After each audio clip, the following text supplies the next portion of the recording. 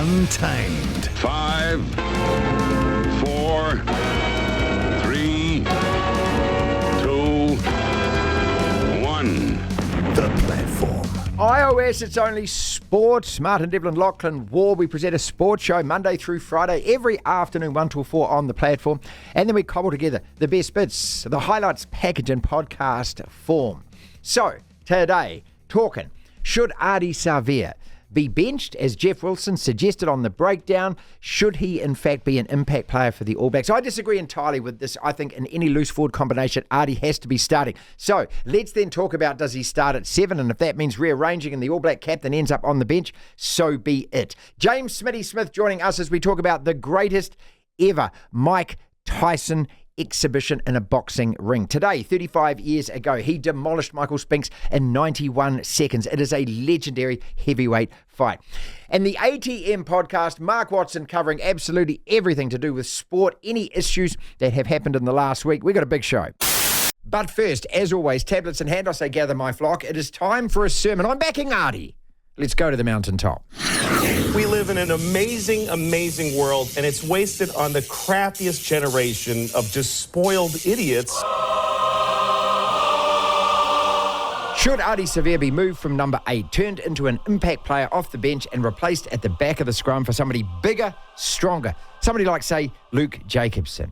Jeff Wilson has suggested this. He raised it on the breakdown program on Sky on Sunday night. And in a slow news day, these are the sort of comments that make headlines and make for good debate and discussion. Point number 1, Ardie needs to be on the field. I absolutely believe that. He is a game-breaking type of player. He has the energy. He's got the drive. He's got the skill set to be just as effective in the 80th minute as he is in the first. He's explosive, dynamic, capable always of busting a line or pulling off a big hit, doing something individually explosive that could change a game, create an opportunity within it, and we don't have enough of those players. But is he a little small in modern day rugby to play number 8? Should he in fact start at 7? Because that would mean repositioning Sam Cane, our All Black captain, or even benching him as we try and get the most effective loose forward trio. Murray Mexted, All Black legend, tells us all the time it's about combinations. The loose forwards have to complement each other. So, moving Ardie anywhere isn't an isolated event. It has to be, if it is to be, considered in context with the other players you'd want at 6, 7 and 8. What then? Who then are our best loose forward trio? Who is our most effective starting 3 with support coming off the bench if needed?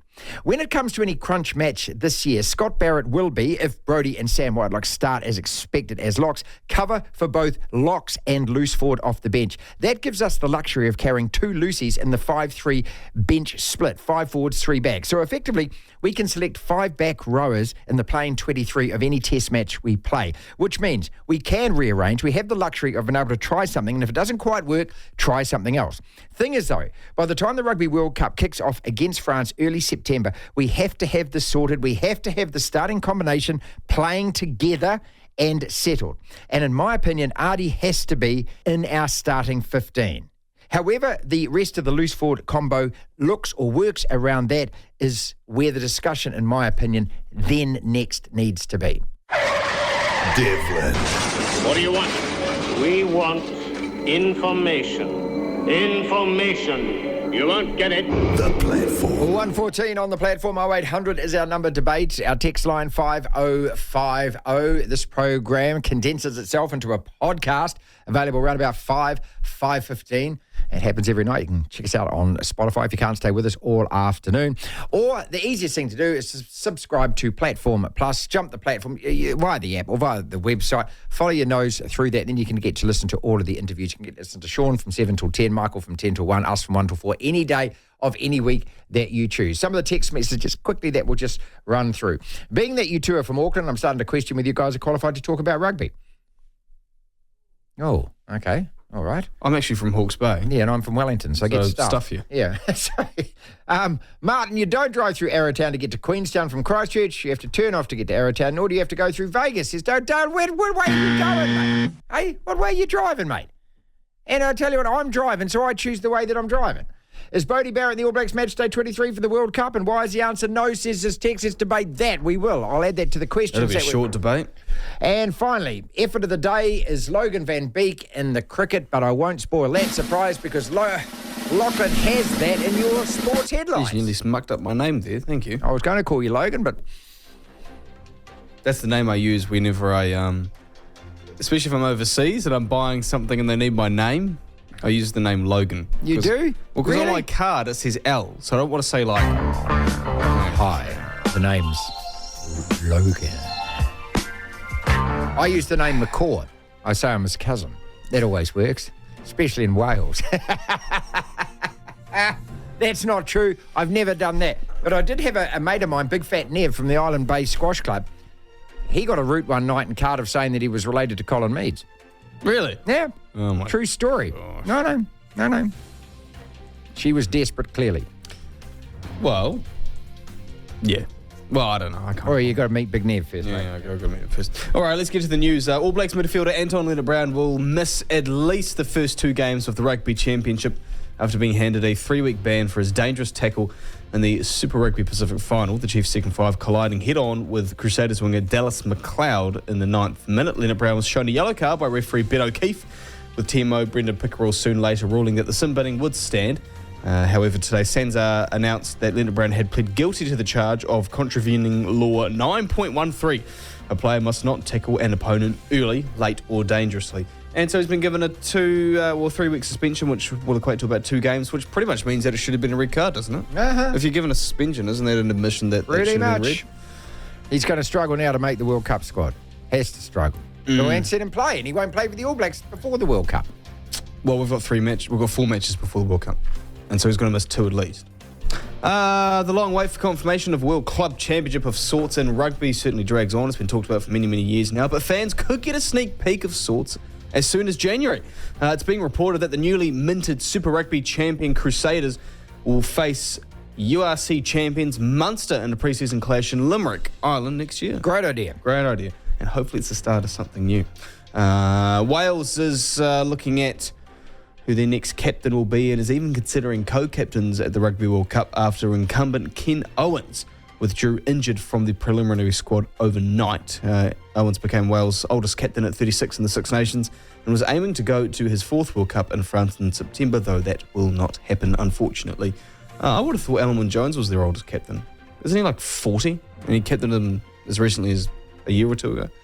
Black Ferns coach Alan Bunting has included 6 debutants in the first New Zealand women's squad named for 2023. The New Zealand women played their first match since last year's Rugby World Cup final win, and as part of the Four Nations and L'Oreal Cup series against the Wallabies on Thursday in Brisbane. Black Ferns Director of Rugby Alan Bunting naming Bay of Plenty loosehead prop Kate Henwood, former New Zealand Rugby League representative Caitlin Vahakolo, Chiefs Manawa standout Mirirangi Paul, they've been named to the starting 15, Hurricanes power halfback Iritana Hohaya, Matatu first 5, Rosie Kelly, and Black Ferns Sevens player Tanika Willison also in line to make their debuts. They've been named on the bench. New Zealand-born Dutch cricketer Logan van Beek rewrote the record books with an astonishing display of power hitting in his side's famous ODI World Cup qualifying win over the West Indies. Big win to beat the West Indies. Van Beek slamming an unprecedented 30 runs in the Super Over. With a 4-6-4-6-6-4 smacked on the 6 balls that he faced. 4-6-4-6-6-4. 3 sixes plus 3 fours. Brilliant. 18 plus 12. Brilliant. 30. The Dutch won the match by 22 runs. For the time being, Martin, that's what's making news. Devlin. Oh my goodness me! The platform. The ATM Apologise to Me podcast with Mark Watson. Super Rugby final. Should Ardie be benched, as Jeff Wilson says? Sam Cane not fronting the presser. The Warriors' expectations have changed in the All Whites. What the hell was that about? I just want to know what you actually thought of that game, of the performance of the players. Did anyone write themselves out of an All Black jersey? Did anyone say to you, hey, I have to be picked? Yeah, I thought it was a really intriguing final. I didn't have an emotional really attachment to either side. Clearly I'd like the Chiefs to have won it just to mix things up, and having just lost the one game all season, it was probably would have been a good thing. But then I always knew the Crusaders were going to win this. They just know how to win finals. But look, actually what I think was really concerning for me, and I think the semi-final too, where the Crusaders crushed the Blues, and then the way they just stifled the Chiefs, particularly at the breakdown on Saturday night, is some of the players that have been picked for the All Blacks that have looked good all year, and then suddenly against a Crusaders team that have clearly done their homework, they start to look somewhat ordinary. And I think Mark Talia fell into that for the Blues. I think Rieko Awani, Christie was another one. There are a whole lot of All Blacks that, just didn't front up against a Crusaders team that looked very, very good against weak opposition all year. And look, I think Sam Cane fell into that category on Saturday night, and suddenly I'm a little bit more concerned now about some of these All Blacks. So I thought, okay, Sam Cane, what a year he's had. Finally he is stepping out of the shadow of Richie McCaw. But when again the homework was done and we got up flat, even Damien McKenzie, suddenly we looked a bit average again. And I'm thinking, boy, this is all Ireland and France are going to do too. Exactly and right. What do we do? What do we do to counter it? Where's that ability to change the game plan? And some of these players just don't seem to have the ability to do it. And it just shows with good coaching how easy our so-called top players can be stifled. And I think that was the biggest concern for me. Look, I think that final just reinforced just the frustration I have around Stevenson not being in this All Black team other than being injury cover. I thought he was just superb. He makes Narewa, he puts Narewa into good space, doesn't he? I mean, his ability to look on the inside, to look on the outside, deliver the pass at the key times. I just thought he was superb again. Luke Jacobson, I thought, did step up. Which I guess is a segue into those comments that Jeff Wilson's come out and said on the breakdown. Firstly, that show frustrates me because you're trying to grab headlines around, simple sort of subjects and controversial topics rather than actually addressing the main issues of the game itself. And that seems to be the definition of having an opinion. But putting that to one side, calling for Ardie Savea to move onto the bench, with the greatest respect to Jeff Wilson, is dumb. I mean, what should be happening is Sam Cane should be not playing. Ardie should move to 7. Ethan Blackadder, if he's fit, goes to 6. And you actually have Luke Jacobson playing at 8. So I'm a big fan of Luke Jacobson. I think he needs to be somewhere in that 3, but not at the expense of Ardie Savea going to the bench. Do you know what the concern is for me, though, mate? The concern is for me is that when you say that, I'm sitting here, I'm thinking, oh, my God, I still don't know who that loose forward combination is. Since 2019, we still don't know who our best trio is. Murray Mexted texted me today. He's coming on the show tomorrow, and he said, look, he said, and this is, I love Mex's attitude. He's old school. He said, you're talking about 3 guys who played fullback and wing, and Mills, JK, and Jeff Wilson. He said they've got, and this is his words, they've got no cred when it comes to discussing loose forwards. And that is his opinion, and he's allowed it because he said that all theirs is an opinion about a position that they've never played. Mex is also big time on combinations, and I totally respect his attitude towards this, that those 3 players have to be playing in real synergy. They've got to understand what their core roles are. To me, it's like a breakfast radio show. You have a host, you have a bit of a maverick, you have a newsreader who straightens it all up. You know what I mean? And so you need the same kind of thing. You need a number 7 who's a fetcher, who's a ground player, who's first to there. You need a big, tough number 8 who can be a line-out option as well as can actually carry the ball. You need a number 6 who essentially is a tackle machine and a hard bastard like Jerome Kano was. We've tried 16 people in that position since he retired, and we still don't know who our number 6 is. So to me, these are the questions. It's not just who plays, it's who plays in combination with who. And I don't think we're any closer at the moment. What I want, Mark, is I want the All Black selectors to actually fix themselves on who their best people are for this, and play the bastards from now till the World Cup. I'm so frustrated by this. If we chop and change between now and that game against France, we're going to go into a quarterfinal still not knowing and do what we did against England in 2019, where all of a sudden Sam Cane didn't play, he comes on, Barrett, we don't know who. I'm sure you're with me on this. Oh, 100%. And we can have the same issue around the midfield. I still don't think he knows who his midfield is. No. I still don't think he knows who his back 3 is. It's incredibly frustrating. And I know you spoke with Justin on Monday, and I've had a few shows with Justin Marshall in the last few days. And, and I asked Justin that, what is the expectation on the fans in this rugby championship? And it's like, well, yeah, we need to win, and we need to win everything. We need to make a statement this year. We just need to get out there. I've just got a really sneaking feeling we're going to lose to Argentina, and Argentina first up. We're not great starters. I think we could drop the game to South Africa, and then I think 2 weeks later, just due to sheer public pressure, changes will be made and we'll just narrowly beat the Australians, and that's incredibly frustrating. It's pessimistic attitude, very pessimistic. Yeah, but that's what this All Black group of coaches have done to us, and you still just get a sense when the team's going to be named, we're going to have Bowden Barrett at fullback, another player playing out of position. We're going to have Caleb Clark on one wing. We know he's defensively deficient. We're going to have Rico Awani at centre. I'm sorry, I'm still not convinced he's a centre. Now Anton Leonard-Brown, I see he'll be up for the entire rugby championship because of that high tackle. So that's just been announced. Well, he can't go to the World Cup. Let me make that perfectly clear. Now, we've tried him for 4 years, and to me, he's done nothing. He played really well against Aussie at Eden Park once. Other than that, I don't know a game where I can say the guy's played well. To me, he's not part of that All Black backline to go to a World Cup. I just can't see it. We got better players in those positions.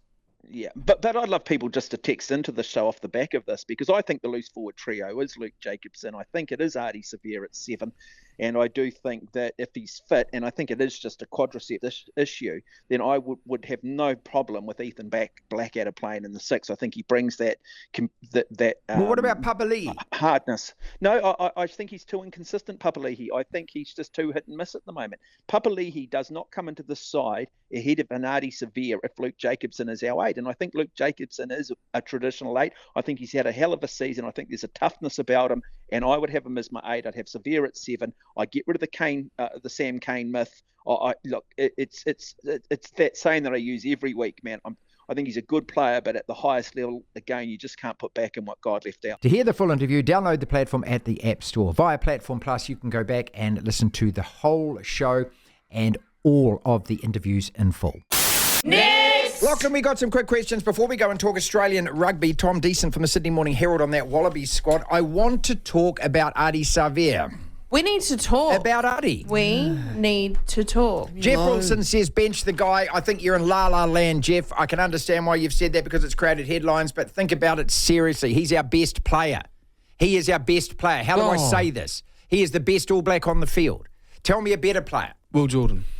Well, he hasn't been on the field for however long, okay? He's got to actually but when he's on the field, he is okay, the but best player Ardie in is the on the country. field. We know he's on the field. He lasts 80 minutes. That guy has to play. To me, he's a momentum game changer. He can produce things in a game that very few other people can. He has to play. In saying all of that, which I agree with, I don't think he quite has the technical skill set that a Sam Cane, that a Luke Jacobson, that a Dalton Papali'i, and I'm not going like this, that a Tom Christie, I think, has at the breakdown specifically. All right. He's a barnstormer, he's a game breaker. Give me what position he plays then. Well, I don't know. We've tried him at 6, we've tried him at 7, we've tried him at 8. He's traditionally a 7. I think he's a 7. Because that's what he played earlier on in his career. I like the idea. He should start because it would be stupid not to start him.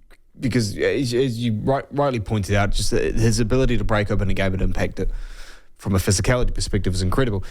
But he would be quite incredible off the bench as well. He's one of the very few players the All Blacks have that the opposition have to keep an eye on. Next! But he'd be such a live wire off the bench, I reckon. Give me your loose forward trio. Let me go back to 2019. We went into a semi-final with Scott Barrett at 6, Ardie at 7, Kieran Reid at 8. That was a mistake because Sam Cane was the best 7 at the time and we'd lost the game by half-time. But right now, our loose forwards are, as selected by the All Blacks, Jacobson, Cane, Ardie, Frizzell, Dalton and Finau. Scott Barrett is sitting there as a lock 6 cover. So I'll give you mine. Scott Barrett starts at 6. Oh, stop. Scott Barrett starts at 6 for the physicality, He hasn't played 6 all year. He starts at 6, mate. Why? He can play 6 or he can play, and He's then you've not got another done it line-out well. option, and then you have Luke Jacobson, and then you put just Ardie at said we 7. lost a semi-final because he was our blind He's side. better 4 years later. Based on what? On everything. No, Scott Barrett should be a lock. He actually should be, along with Sam Whitelock, probably should be a locking duo at the He's World on Cup, the I bench. think. He's definitely on the bench, Barrett, I'd because start he him ahead covers of Brody both. at this stage. Oh, for God, now you're an absolute dick. You're a dick move. You're a dick the move, logic Landman. behind you picking Scott I don't Barrett have makes to have no logic, mate. I'm a sense. selector and I'm also the Minister of Common Sense. I get to decide. Yeah, okay. Mine would be Sam Cane at 7. And I've got to be careful here because I have a real love affair with Luke Jacobson. Yes, you do. I don't think you can leave Ardie off. So mine would still be Sam Cane at 7, Ardie at 8, and my 6, if everyone's healthy. Are we talking about the World Cup or are we talking about the South African I'm test? talking about the World Cup. The Argentina test. Ethan Blackadder would be my blindside. Okay, Callum Grace comes back. There's no place for him. No. Peter Gus, is he a bench player or is he a starter? Peter Gus. See, to me, he's an impact player. He's a bench player. Well, then if he's in there, who's out? Because I'd have Blackadder in for Finau. Nothing against Finau, but I think Blackadder's a more solid option for the World Cup. Well, let's presume that both him and Callum Grace are going to be fit in time to be I don't selected. think Callum Grace makes Okay, the well, team. let's just People sort of- forget Callum Grace played one game for the All Black in 2020 and hasn't played since. Yes, he's been injured a little bit talk to me about Shannon the last year Frizzell. or so. He's the guy. No. He's the tough guy. He's the guy that's going to make the difference. No, we're on the same page. I don't think Shannon Frizzell should be in that team. I think people talk about Cullen Grace as if he's an automatic shoo-in. I don't think he is. He's a very good player and he's in the conversation. But people talk about him as if he's Ardie or Dalton or Sam tell you Cane. what I've just learned in the last couple of minutes. I've learned that none of us can select a loose forward trio, right? That we're still arguing about it and we don't know, do we? So this is a dilemma that the All Black selectors face. Because what it should be is it should be 3 guys who absolutely select themselves, Lachlan. Like Kieran, Richie, Okay, Jerome. but to be fair, because those guys are in their own stratosphere, outside of those 3 players over the last, what year is it, 2023? Over the last 23 years, apart from those 3 players, when they were at their best, and they are probably, as a trio, our best ever loose forward trio, I would think. When have we ever been settled on our 6, 7 and 8 consistently? We haven't been, mate. We haven't. But And we that's the haven't problem. been across the whole park. That's the problem. And since Jerome retired, 16 different guys have been tried at number 6, and we still don't have a number 6, right? Therein, ladies and gentlemen, lies the problem. Devlin. The platform. Just quickly, is there actually a problem, or were we so spoilt with what we Yeah, had of course we were, that mate. we're trying to replicate that level, and we can't because the cattle isn't as good as what it was, and we're stuck in this weird funk of going, no, but he's not as good as Jerome, he's not as good as Rich, he's not as good as Kieran Absolutely Reid. we are. Of course we are. And then we think that we've got to strike gold if we dig under the ground and find a bloody Richie McCaw from 2005. That's exactly where we are heading into a World Cup. Daniel Hillier, young man, going great guns on the DP World Tour at the moment, 3rd in the BMW on the weekend, joins us. How well have you been playing?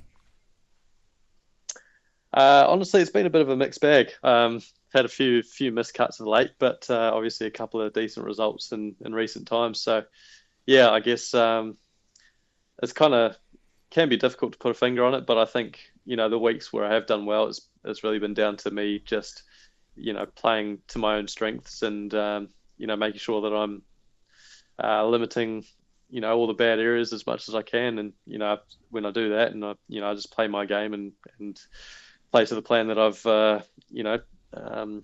drawn up at the start of the week, then it tends to go pretty well. So I just got to focus on doing that a bit more, I think. Last time we spoke, you were right there. You were qualifying for your card. Very exciting indeed. I suppose the initial euphoria of that wears off pretty quick when you get into what's the grind, isn't it? Week after week after week. Yeah, I mean it's all very new and exciting for me as well. At the same time, I mean all the golf courses are new to me, and obviously being on the main tour, there's a lot more crowds and obviously bigger carrots to play for, and so I mean I've really enjoyed it, and but at the same time, as you say, it's can be a bit of a grind, and you're playing a lot of golf, and for me, I've been out here for probably close to 2 months already. Sort of flown by. It doesn't quite feel like that long, but yeah, it's pretty crazy just to think that 2 months have gone by already in this one stint, and I've got 4 more weeks to go, and then I'm back home and can sort of digest it all before going at it again. But just looking at some of your scores, I mean, when you're hitting the ball well, I go back to the ISPS Honda Championship where you hit the first 3 rounds under 70. When you played the KLM Open, you had some really good rounds then. They're all sort of round about 70, 71, 67. And this last tournament, you played the first 2 rounds under 70 as well. What are you doing on those days at that time that's different? I think holing a few more putts, to be honest. I mean, there wasn't a whole lot of difference between, particularly looking back at last week where it's still fresh in my mind, there wasn't a whole lot of difference in the way I hit the ball between rounds 1 and round 4. It was more, I just hold a few more putts in those first couple of rounds, and it can be situational. You get to the end of the tournament, and obviously you're in a more sort of competitive position, and it's very easy to just sort of get tentative with a few putts, and I think I may have done that a couple of times in those last couple of rounds. But I mean, it's just one of those things where putting is a mystery. You're not always going to putt well, and hopefully I can have a week where I putt well all 4 rounds, and that's hopefully when I end up on top of the leaderboard. What kind of putter are you using? Because I was fascinated when I was watching the US Open that these new ones like Fowler was using, and that the kind of a big fat foot with a hole in it and things, and the way that they're holding them, it's so different. So many guys have got so many different ways of approaching this now, haven't they? Yeah, absolutely. And putting's just one of those things. It's just you've got to figure out what works for you. And I've always been a very conventional putter. I've got just got a standard mallet putter and use a conventional grip, and that's what I've done since I was a little kid, maybe bar a month or so, where I sort of tried chopping and changing when I wasn't putting that great a few years back. But I mean, I've always just gone back to my roots and figured, well, if you can start the ball online and you can control your speed, then why tinker with it too much? And that's really my main focus. If I can do those two things and I can read a green, then that's most of the battle done, really. Do you fully believe that you can win one of these tournaments? Absolutely, yeah. I mean, I think I proved last week that my game's definitely good enough to be there. It's just a couple of shots here or there that can make all the difference. And so I think even though I haven't quite got over the line yet, I'm pretty certain that if I keep going the way I am, then hopefully it'll happen in the near future. To hear the full interview, download the platform at the App Store. Via Platform Plus, you can go back and listen to the whole show and all of the interviews in full. Well, what about that Wallaby squad then? Yeah, we've had the All Blacks name, but what about that Wallaby squad? They've selected 36. How strong exactly are they? Tom Deason from the Sydney Morning Herald. Tom, so this squad that Eddie Jones has named, it's 34 players. We named 36. Tell us first who missed out that you think might or should have got the call. Oh, there's a few names there. The big one that springs to mind is Bernard Foley. Obviously, he's been based in Japan, won a title over there with Kabuto. So he's come back, and he's the only overseas-based guy who wasn't named in the squad. So he's been training here in Coogee this week, but he would have been the 6th overseas-based player to be picked and wasn't for this squad. Eddie Jones has alluded to the fact that he will come into the mix sooner than later. My suspicion is that Eddie said this was actually his squad that he picked and it got approved by the RA board, but my suspicion is that he actually would have liked more players. I don't think he's brought Foley over just for the sake of it, so I sort of watched this space a little bit. I wouldn't be surprised if he comes into a Bledisloe Cup squad. Obviously, he did that last year at short notice under Dave Rennie. Then you look around, Harry Wilson from the Reds. I thought he was extremely unlucky to miss out. He's had a great season on that front. You could argue that Jake Gordon, the Waratahs captain, a little bit unlucky on that front to miss out. He's certainly keeping guys honest, that's for sure. You expect many changes before the World Cup. I mean, obviously we face the same questions, and a lot of it has got to do with injuries. We've seen Anton Leonard-Brown now get suspended, and whether he can crawl back in, given the fact he won't play the TRC and things. Do you see this being essentially the same bunch of players that will go to France? I would say pretty much. A lot of it depends on this sort of rehab group and sort of injured list as well. So you look at guys like Angus Bell, for example, will probably come back either against South Africa or a test later. Samu Kerevi, we're not sure where he's at. So more or less the injury front. Eddie has said to the reporters privately that he's pretty keen to pick his World Cup squad early. So he might even have a go at trying to pick that before the Bledisloe Cups, which is a surprise, instead of after Bledisloe Cups, and they've got a warm-up game against France, I think, on August 27th. So he's really, really keen to get that 33-man squad locked in pretty early, albeit you can change that right up until, I think, a week out from the tournament. But he doesn't want to muck around, smash and grab. He wants to get that nucleus really, really sorted. He's not trying to get guys in and give them a game for the sake of it and see how they go. He's got a pretty good gauge on what he wants out of this team, and I think you can almost pick that starting 15 pretty much from now. What role is Quade Cooper genuinely going to have here at 35? Eddie Jones believes he is Australia's first choice 10 at the moment. He thinks he's a totally different player to the one who he came across at 2007 at the Reds when he first brought him through. He believes this is possibly, I'd be staggered if he sticks on with Quade beyond the World Cup, but I think he just wants stability in that 10 role.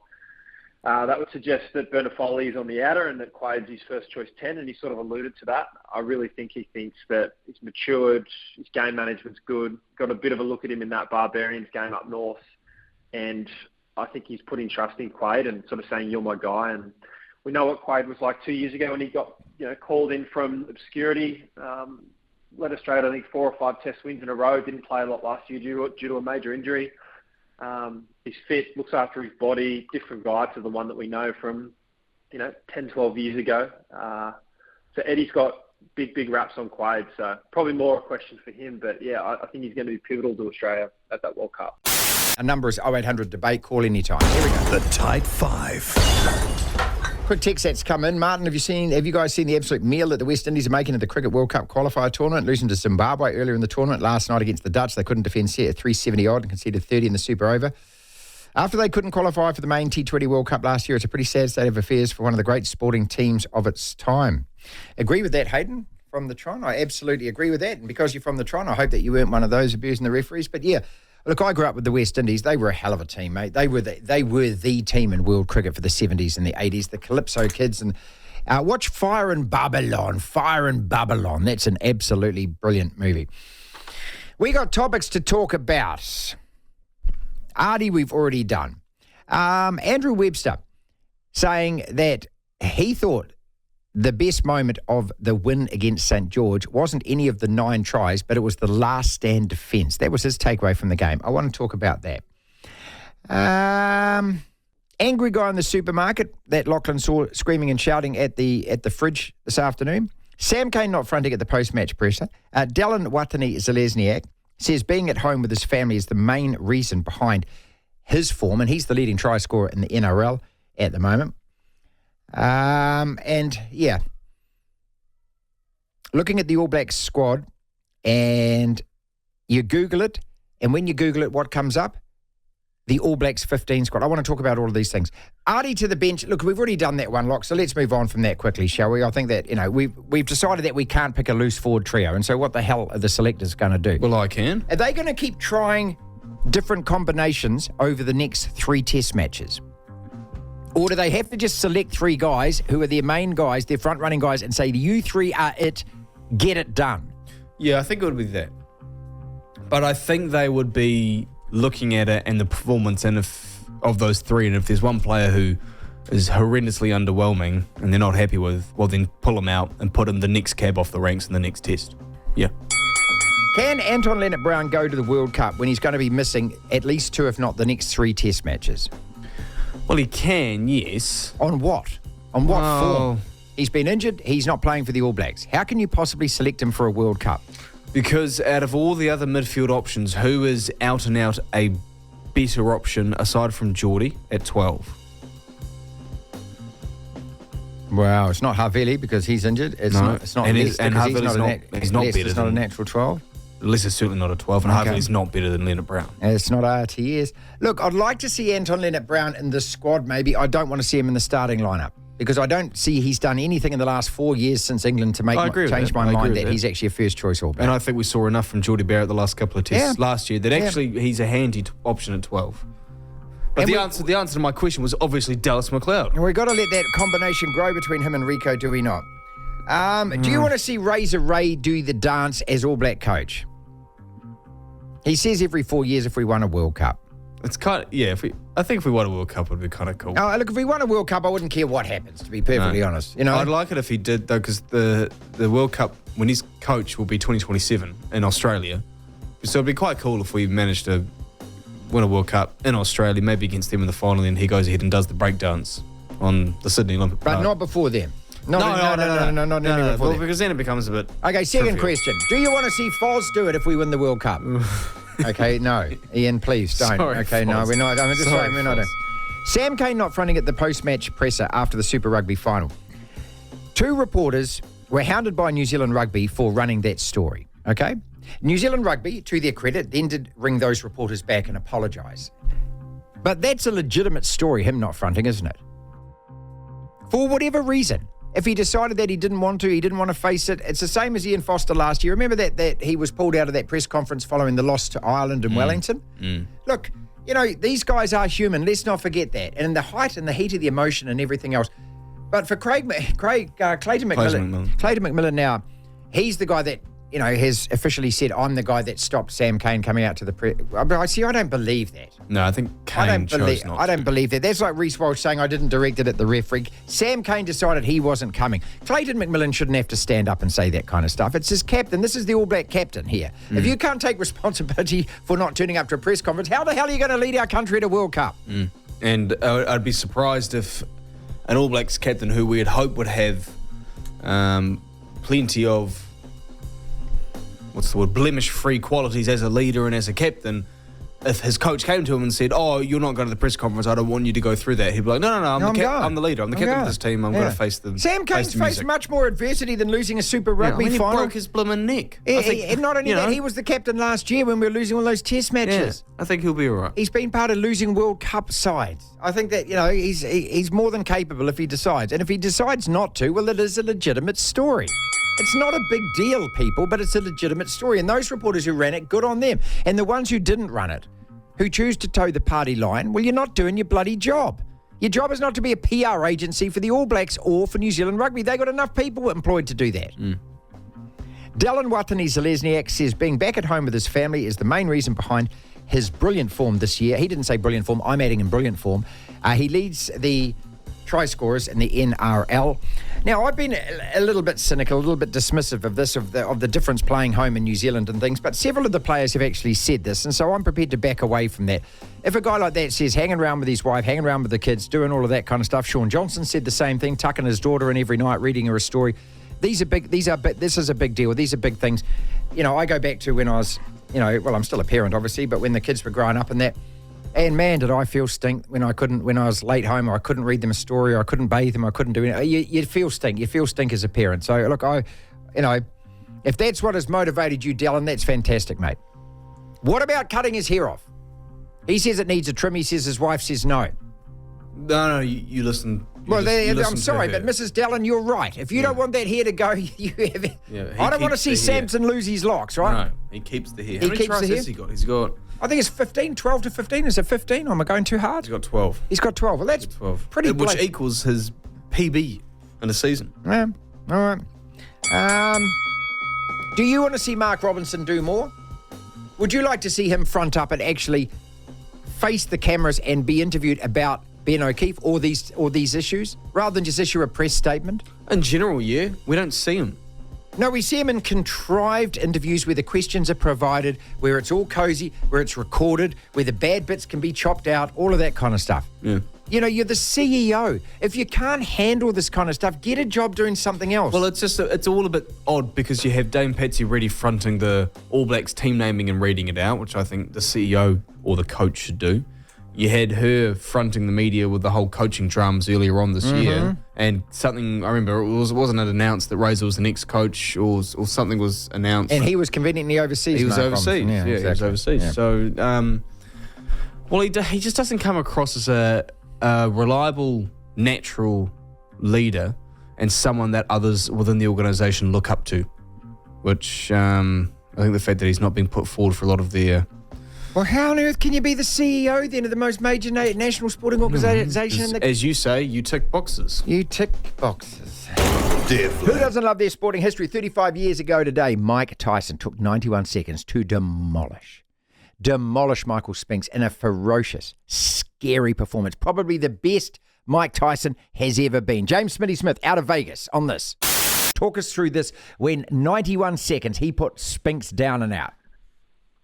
I'll start out by saying I was fortunate enough to be with the great Michael Spinks a couple of weeks ago at the International Boxing Hall of Fame. He was in attendance. And such an interesting thing before we get to the fight is that he would retire right after that fight. That would be his last fight and his only blemish as a professional prize fighter. That's one story. But Mike Tyson, going into that fight, was thought to be invincible, Marty, as you know. I actually thought stylistically that if Spinks could get by, the first 3 or 4 rounds, that he could make it very ugly for Mike. But that's how I picked Tyson to win. But the interesting thing, I would meet Jeffrey Osborne, the famous soul singer, in Atlantic City about a few days before the fight. He has become one of my closest friends. He did the national anthem that night, and the national anthem that Jeffrey did was actually a few seconds longer than the 91 seconds that Mike Tyson had against Michael Spinks. It was just one of those things where Mike was already extremely upset about things going on in his personal life, things with Robin Givens, things with Don King, and Spinks came in there and he was a deer in headlights. He was, I hate to say it about such a great fighter, but he was petrified, I think, and it showed, and he froze up, and he got nailed, and then he walked right into the second right hand and the coup de grace, if you will, and that was it. But remember, Mike was 22 years of age. Two years later, he would lose against Buster Douglas, and, of course, everything else that ensued after that, and never be the same. And for those who think Mike Tyson is one of the great heavyweight champions of all time, this is where I caution you. He was only good up until about 24, 25 years of age, and then he faded, and his candle, burned out because of a lot of things that we could argue about or debate about or talk about. But for that night, he was beyond a juggernaut and dismantled, and it sent Michael Spinks into retirement. And I'm glad Michael retired after that because, that's why he still has some of his faculties.